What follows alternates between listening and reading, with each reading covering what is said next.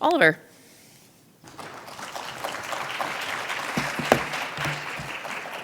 Well, hello everyone. I might need a minute or two to set up this tech to make it look gorgeous, but I want to say thank you for having me here today. It's a privilege to be here. 90 minutes post-lunch, the fourth consecutive non-break speaker in conference parlance. I think they call this the key learning hour. So get your coffees ready, and if not, I'm going to try to be your afternoon espresso. Okay, so Julian, be ready, my man. If this goes, we're going to see if this goes. All right.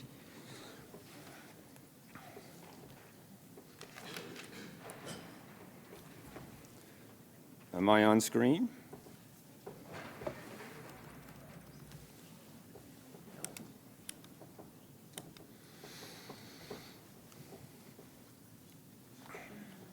Okay, all right, rock and roll, everybody. Good to see you all. Good evening, good afternoon. My name is Oliver Gleason, and it's a real privilege to be here today. Thank you, Karen, for the kind introduction.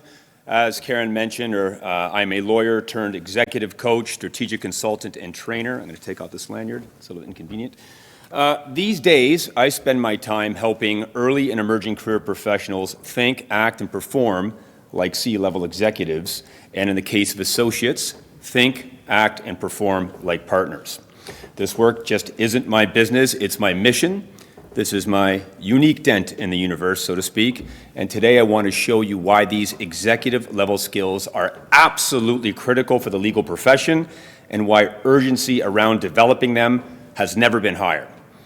Before we wrap up today, I want to leave you with one of my core frameworks, something I call a Use It Tomorrow tool. It's a concept I teach across all industries, and my goal is that you'll be able to walk away and use this with your team, use it yourself, use it with your firms, your associations. So let's get up, let's get into high gear, but before we do that, let's just go back in time. We're all experienced in this room. Let's think about those early days when you were just starting out. We're talking about people buying firms and such. Go back to that moment. Just pause for that. Can you remember how that felt? Did you have everything figured out? Did you ever feel like an imposter? Like you were expected to know everything, but inside you were scrambling? I've been there. Let me take you back to one of those moments. So, take a look at this picture. If you can see that really attractive man with the great hair, well, just to his left and in the middle, that's me. About 30 years ago, I had just been called to the bar. And that was a really, really big day for me, and I was feeling pretty good about this new law life. I was eager, I was keen, and ready to show the world my immense talents. Well, yeah, you know where this is going, right? That bubble burst pretty quickly. Early on in my career as a young lawyer, I was absolutely embarrassed and humiliated in the courtroom for all to see. The judge, my client, all the other lawyers in the community who were waiting their turn to go next. It wasn't supposed to go this way. Apparently from what I've been told, the adversary on the other side was considered one of the worst lawyers in the city. This was supposed to be a slam dunk. However, he had something very valuable that I did not experience.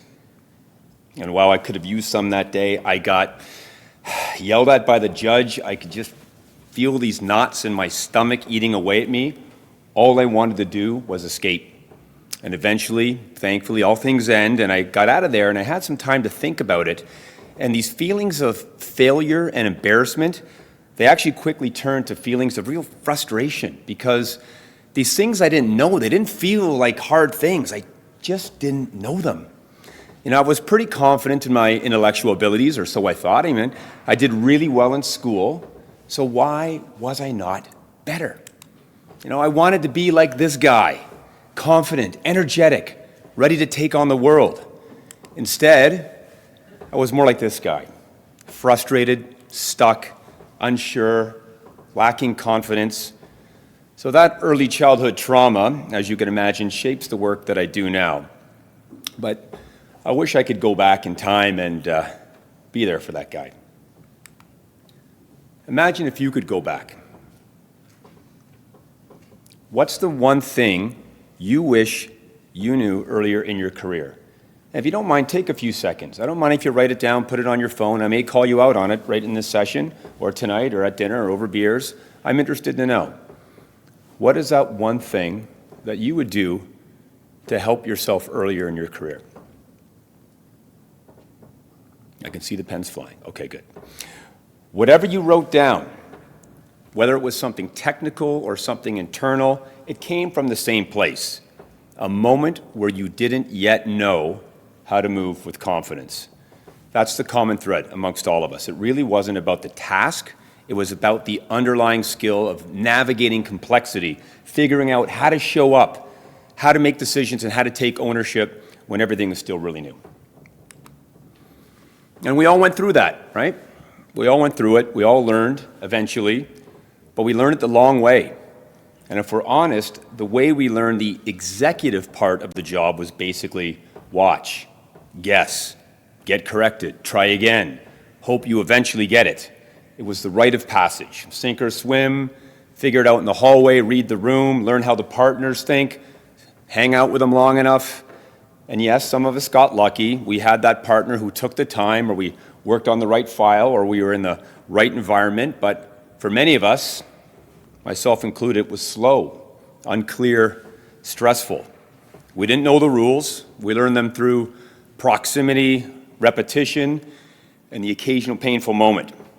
And it worked, but it was incredibly, incredibly inefficient. And that model, the osmosis model, it no longer holds. Not because people aren't smart, not because people aren't working hard, but because the context has changed. That inefficiency that used to resolve itself over time is now taking longer, and it's showing up everywhere. I know this, the slide says unspoken frustrations, but these are actually spoken conversations I'm about to roll you through. It's not just theory. These are real conversations I'm having with practice leads, firm administrators, professional development teams. Maybe some of this looks familiar, but when we think about hardworking associates, a lot of them today, they're just still, defaulting to wait for direction instead of taking proactive ownership. Struggle to balance time, deadlines, and shifting partner priorities. Miss clarity in client communication, too vague, too formal, or overly long. Hesitate when that next step isn't fully defined.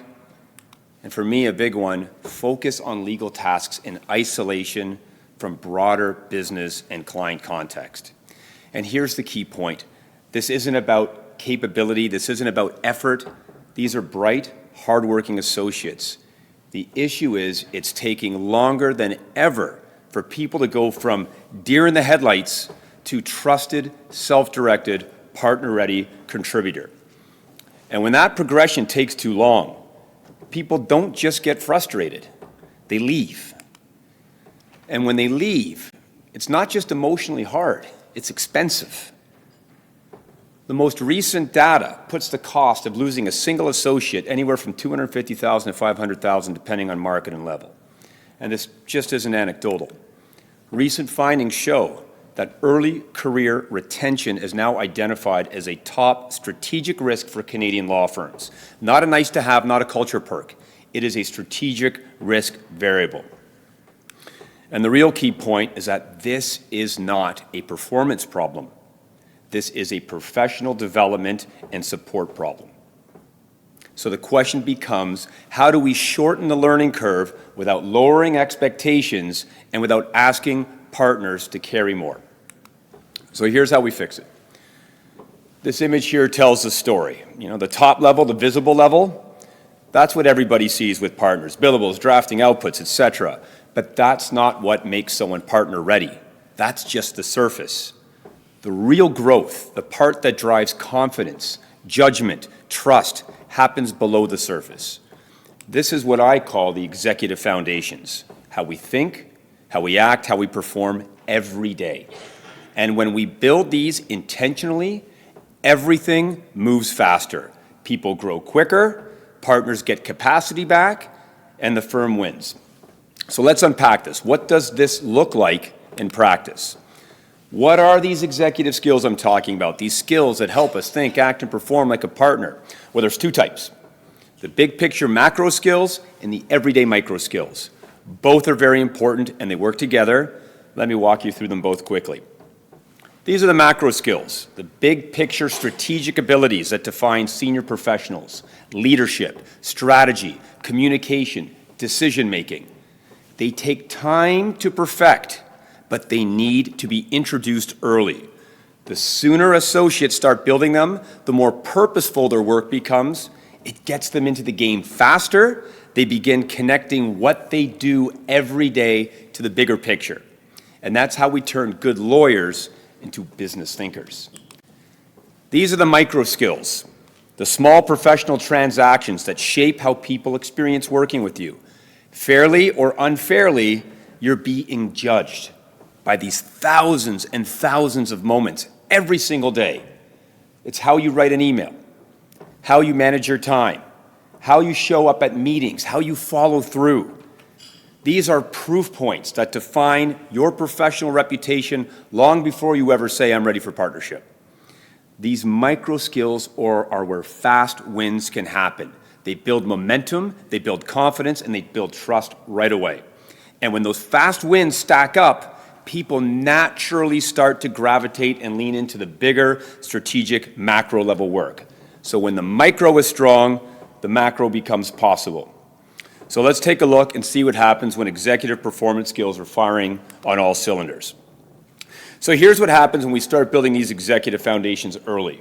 When associates begin to think, act, and perform like partners, work comes in closer to partner ready. Fewer rewrites, faster pace. Partners can spend more time on strategy and clients, not constant re-explaining. Clients feel clarity, responsiveness, and confidence. Trust grows. Retention strengthens because people feel capable and progressing. When these skills are built early, competence drives confidence. Confidence builds trust. Trust leads to responsibility. Responsibility fuels retention, and partnership readiness accelerates. That's the cycle. Retention, performance, growth, all moving faster when executive skills are in play. So if we know that these executive skills drive retention, performance, and growth, the question becomes, well, how? How do we actually build them? In most firms, it happens in one of two ways: internally, through mentorship from partners, or externally, through structured leadership development. You can do one, you can do the other, you can do both. Each has its place, its strengths, and its watch-outs. Let's take a quick look. Internal training. Here's the good news, okay? You can do this internally, and when it's done well, it's fantastic. It's fantastic. You have a real deep understanding of firm culture and expectations. You leverage in-house expertise and lived client knowledge. So in the right environment and properly structured, internal training is incredibly powerful. But there are a few caveats. It's hard to deliver consistently. Partners are very stretched thin. Teaching is a skill. Repeat. Teaching is a skill. Not everyone has the tools or the time. And results vary when coaching depends on who's available. So if you're going to do it in-house, it has to be good. Because honestly, shitty training is worse than no training at all. I've seen it. And what many firms realize is despite their best efforts to really want to support their people and build an internal program, they just don't have the capacity. They have best intention, keeps getting punted 6 months down the road, 6 months down the road. That's when they start looking externally. So external training, in my opinion, is really just a great training that firms would do if they had the capacity to do it in-house. But there are some benefits. It gives associates dedicated time and protected space to grow. It brings structured frameworks that build confidence consistently. It reinforces, not replaces, firm culture and expectations. And a reality is, in law or any industry, it's often easier for associates or professionals to hear and apply guidance from the outside. It just is. And it scales development so it doesn't depend on partner bandwidth. It's a visible investment. It's a clear signal from the firm. It values its people. And yes, I get it, full disclosure, I'm an external provider. The message here isn't don't, hire me. What I'm trying to say here, if you use external training when it's aligned with your culture, it gives you leverage. It protects partner time and accelerates associate growth. So whether you decide to go internally, externally, a mix of both, the goal is the same. Consistent, confident, partner-ready performance. Okay, so we know that this can be built through mentorship, through training, through intention. But awareness is the first step. Before we can train these executive foundations, we have to see them, to notice how they actually show up in our day-to-day work. And because everything we've talked about so far ultimately comes down to one thing, how people experience working with you. And that's what I want to leave you with today. Before we wrap up at the beginning, I promised you something tangible, something you can actually use right now, tomorrow, today, in 5 minutes. If I only had 30 seconds with every associate, which is maybe what we have now, this is what I would share. It's simple, it's powerful, and it changes careers when people start living it. The next idea sets the tone for everything that follows. How people experience you, how you show up, and how you grow. So this framework comes from the Think section of my program. It's all about mindset and understanding and how people perceive you. So let's talk about a concept that is at the heart of your professional identity, something that follows you everywhere and shapes every interaction. Let's talk about reputation. So reputation is at the heart of professionalism. Back in law school, I had the privilege of a summer placement after second year with one of my city's most respected and well-renowned lawyers, legendary reputation.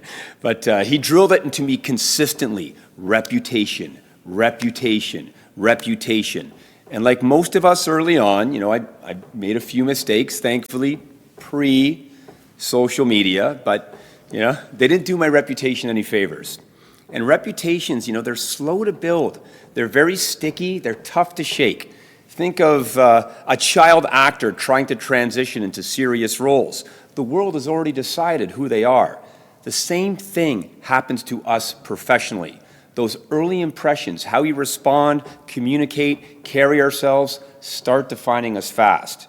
And in today's world, where perception moves faster than ever, one careless moment can echo much longer than it should. That's why reputation isn't something that we're trying to fix. It's something that you shape every day. So how are we aware of it? How do we manage our reputation, understand it, protect it, and grow it? Let's look at this. This is the question that every professional across industries, no matter how senior, wrestles with. Is there a framework? Is there a way to really think about reputation so you can stay on top of it, understand it, and manage it intentionally? The answer is yes, and it starts with two big letters. UX. UX. And if you're not familiar with those letters, UX stands for user experience. You usually hear the word UX in the world of technology, apps, designs, websites, but I use it to describe human professional activity, how people experience you. To make this real, let's look at a few brand examples before we bring it back to people. Every touch point is part of the experience. So let's talk about our friends at Apple. Not just the product, but the whole journey. Ordering, unboxing, setup, the store experience, even the packaging. Or Uber Eats. How easy is it to find what you want, customize it, track it, get it delivered? Or Marriott, bricks and mortar. From booking online, to check-in, to your stay at the hotel, to follow-up email to bring you back. Each of these brands designs every touch point to make you feel something. And based on that feeling, we make decisions. Who we trust, who we return to, who we recommend. That is UX. It's not a product. It's a feeling. It's an experience. And guess what? You have a UX. You have a UX. Everyone does. Your UX is how the world experiences you. Your tone, your timing, your follow-through, your calm or your chaos. It's what people feel when they work with you. And here's the best part. When you intentionally shape your UX, it doesn't just make their experience better, it makes you better, more capable, more confident, more efficient, and more productive. And once you see that, everything that we talked about, think, act, and perform, starts to click. So let's test this for a moment. And this is the fun part. Let's talk about other people. Shh. Think of someone you work with. You know their UX instantly. How does it feel to work with them? That's the point. Everyone already projects a UX. Some are calm, clear, steady. Others, not so much. And fairly or unfairly, people are making those judgments every single day. Thousands of tiny professional transactions that shape how you're seen. When you start noticing it, you can start shaping it consciously. And that's where real executive presence begins. So if I can leave you with one thing today, start seeing your work through UX. Because every interaction you have, every meeting, every email, every draft, every handoff is a moment of experience. Everyone shapes how it feels to work with you and how quickly others trust you. And when you start looking at your work through this lens, you immediately elevate your performance, you stop thinking about the task, and you start thinking about the experience of your work. And that's the top of the pyramid of executive performance, how others experience your professionalism in real time. So bringing it home, executive skills are not optional anymore. Everything we discussed today, macro and micro skills, internal and external development, UX, all ladder up to one thing, executive performance.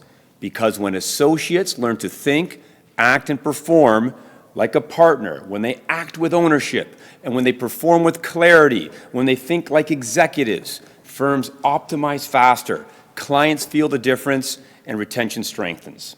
So please, let's get these conversations going. Get them going with your teams, get them going with your firms, take them back across your associations.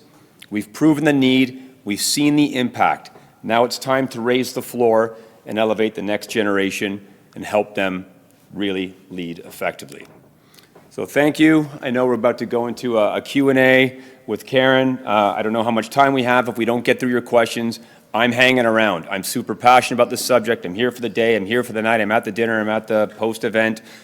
I'd love to talk to you about it. This is the part. If you're interested, you can take this picture. Those QR codes take you to a magical place, kind of like Disneyland. It's my LinkedIn or my website. But I'd love to keep the conversation going. Let's jam. I want to hear what's going on in your world. I want to hear your stories. And I'm really grateful for your time today, and thank you for having me.